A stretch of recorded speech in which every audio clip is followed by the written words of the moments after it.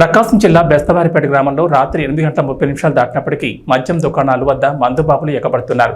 అన్ని రకాల వైన్స్ లేకపోవడంతో మద్యం ప్రియులు అసహనం వ్యక్తం చేస్తున్నారు. మద్యం కోసం బార్లు తీరి ఎగబడుతున్నారు. చిన్నపాటి తోపులాట కూడా నిత్యం జరుగుతోంది. నూతన మద్యం బ్రాండ్లు ఎప్పుడొస్తాయని ఎదురు చూస్తున్నారు. సంబంధిత సెబ్ అధికారులు చొరవ చూపించి నిర్ణీత సమయంలో మద్యం అమ్మకాలు జరిగేలా చూడాలని స్థానికులు కోరుతున్నారు.